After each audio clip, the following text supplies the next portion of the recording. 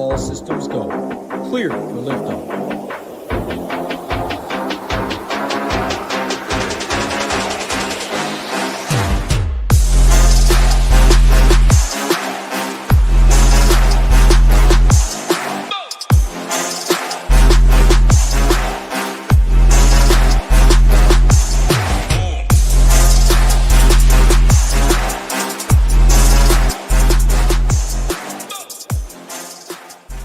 Happy Friday. We are back. Hope you guys are having a good start to your weekend. Hope you guys had a great round one, round two, got some guys in the mix, had a nice showdown day.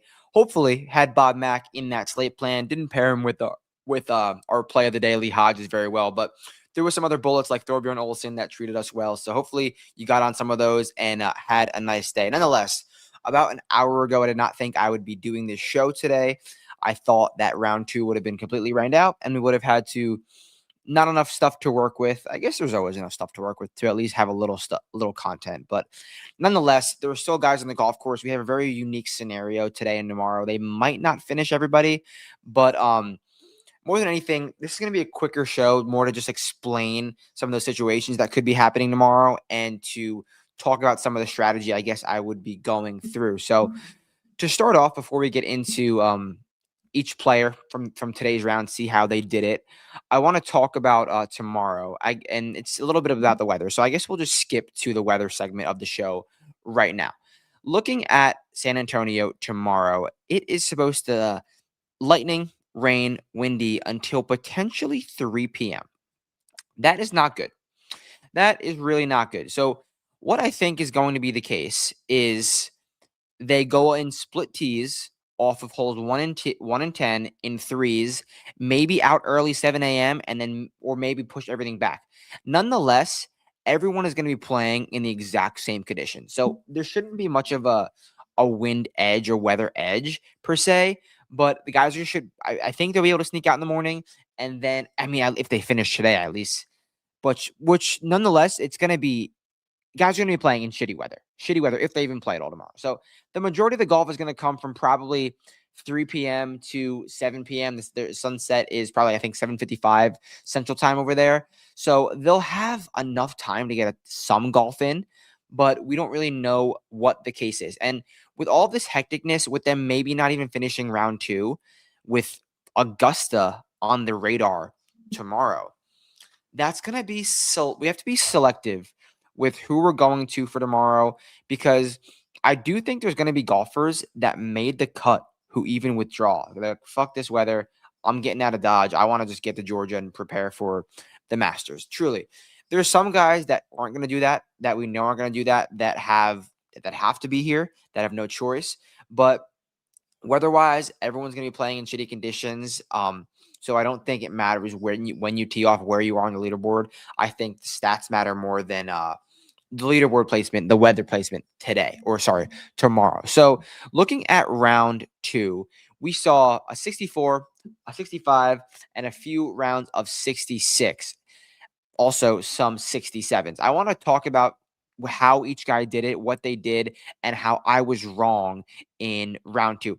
I was pretty heavy on driving distance paired with short game, but that did not come to fruition in round two. Obviously, we will Vic Lap it when we're right, and we will own it when we are wrong. Round two was a lot of flash approach play, which makes a ton of sense around TPC San Antonio. That is what we see very often. That is not exactly what we saw in round one, but Bob Mack, hot irons. Ludd, hot irons. Bud Cauley, Chandler Phillips, hot irons. Michael Kim was kind of all green, did everything well. Bronson Burgoon, all irons. Gordon Sargent, Thorbjorn Olsen, they flash with the short game. Not really a predictable round in my opinion, but we got lucky. See, I talk about this all the time. You're never gonna predict the guys to gain 5 strokes around the green, 5 strokes short game in a round, but sometimes you can luckily end on them. And it's not something I wouldn't want to go back to for tomorrow. So I had a lineup that paired Bob McIntyre and Thorbjorn Olsen, and I would have never predicted this Thorbjorn Olsen stat line today, but We simply got lucky because I liked what he was coming into in round 2, and he paired this stat line with a very mediocre ball striking performance, but a nice little short game performance to cash for a 66 in round 2. So in round 3, what we are going to be looking for is iron play. Iron play. I like I need you to be able to hit controlled iron shots into soft greens because we know it's going to rain. We know it's going to be windy. So it should probably going to be lift clean in place. If you can control and flight your irons, you're going to have some chances to score, even though the weather is going to be a little tough. So I want to talk about the wave split from today, even though it wasn't much. I did say play them AM guys. Them AM guys had about fifth of a shot of a difference. Wasn't really much of anything. So I'm not really too concerned. Not really much of a Vic lap there. But the AM, I guess, did play a little bit easier in round 2. Talked about the stats. Talked about the weather for tomorrow. The contest for tomorrow is this $33 single entry. I don't know why. Okay, I don't know why I was clicked in. But this is the payout structure. 4,000 in prizes. 400 up top. And that 10% mark doesn't come in for a while, guys. For a while. So what exactly is 66 divided by 400? That is not the right math. That is not the right math. 16%. 16%. I was reading wrong. So if you cash 33rd, you get 16% of what first place gets. Personally, I really like that. You maybe not. You might like a little bit more of a top heavy contest, but I like having a very balanced payout structure because it's hard to cash. It really is hard to cash. But for $33, you can win double your money if you come in 33rd or better. Now, it pays out 33 entries out of 141. That is, let's see how many percentage of the pool. 33 divided by 141 equals 23%. That is pretty standard. So I think this is a really good contest. It's not like it's just juicing up that only 50% of the pool gets paid out. You're still getting a nice percentage of the pool paid out, and you could double your money if you min cash, which is very, very, very rare. So this is one of my favorite payouts I've ever seen in a showdown, and I probably will be doing this one for tomorrow. Before we get to some stats, before we get to some players, this is where you will earn your stripes tomorrow, guys, because we might not finish, the weather being really weird, the content being really weird for today, the showdown projections and ownership are going to let you do the work. Do the work for you. Sorry. It's going to do the work for you because I think fading some of the chalkier guys is going to be massive this week, but massive tomorrow. More massive than I think most weeks, because if you're going to a chalky guy at 3 under, 4 under, they might not even finish the round. Like I can think of a few guys who might garner some love, like Brian Harmon, and him just not showing up, like him withdrawing after lock, get to Augusta.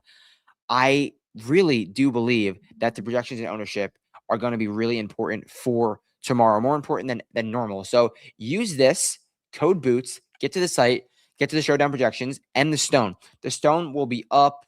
I'm not sure what time the stone will be up, but even if they don't finish the round, the showdown stone will be up. Has everything you need to know. Had Thorbjorn Olesen as a pivot. So it was a nice little showdown stone today. Had some other nice plays in there. You'll get everything that you might not usually look at because of the unique scenarios. I think using stats and bounce backs and maybe the putting instead of the approach in a situation that's just going to be so wonky for tomorrow is going to be unique. Play some super low owned guys, get different tomorrow, and I just think tomorrow is going to be like completely hectic.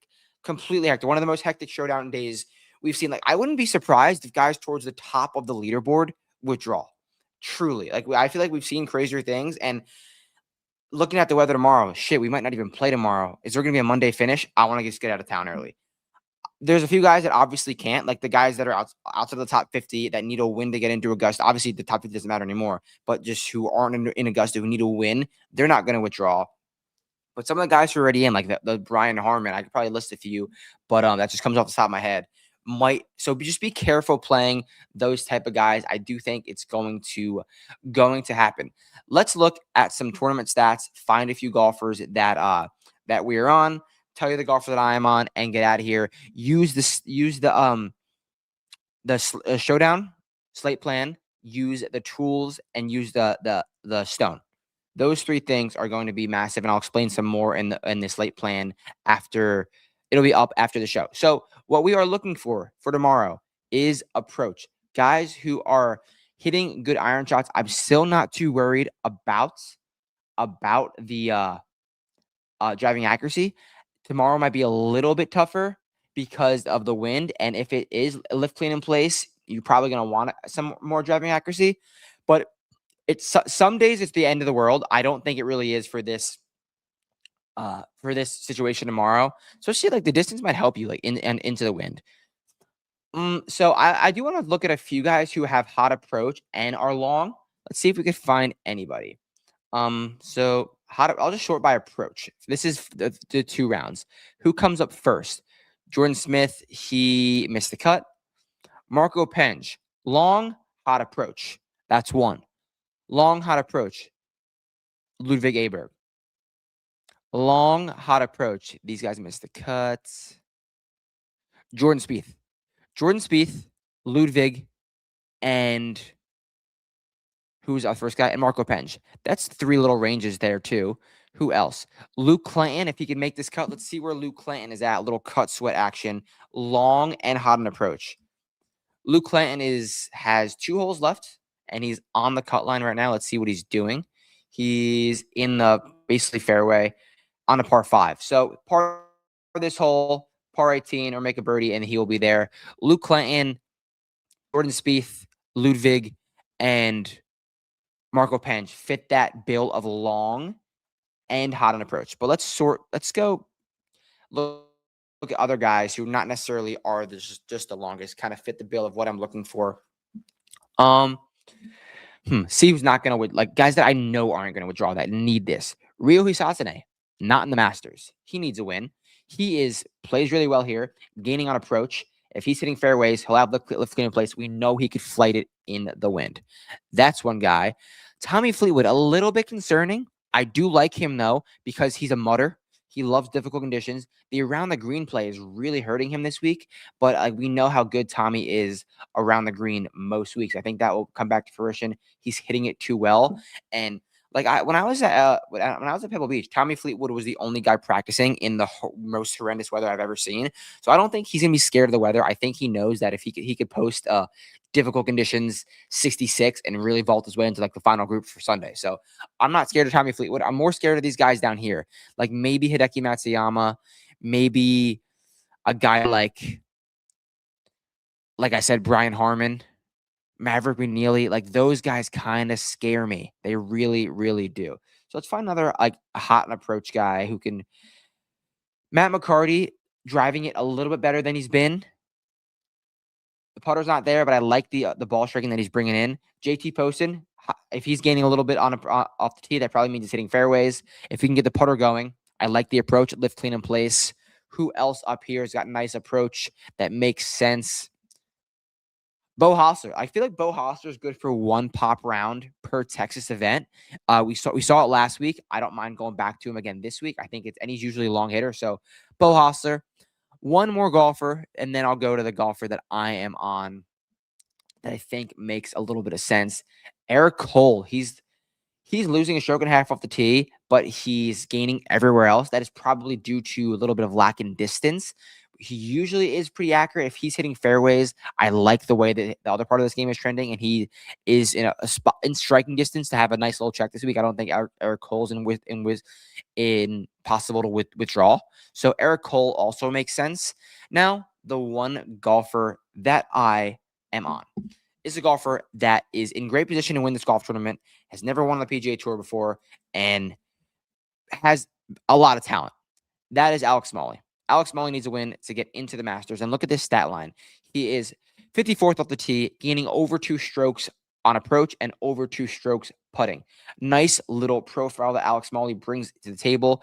He can surely flight the ball in the wind, and he's going to be in. So if they're going on threes, 1, 2, 3, 1, 2, 3, 1, 2, 3. He's going to be in the fourth to last group, probably off one. Have a later tee time, I guess, on Saturday, right in the mix.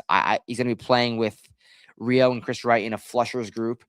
I love Smalley. I like that group to feed off of each other. So Alex Smalley is the one golfer that I am on for tomorrow. As always, song of the day, Circles by Pierce DeVille. Go check out our playlist for Chip It Nation. And yeah, definitely check out the slate plan. Use those tools.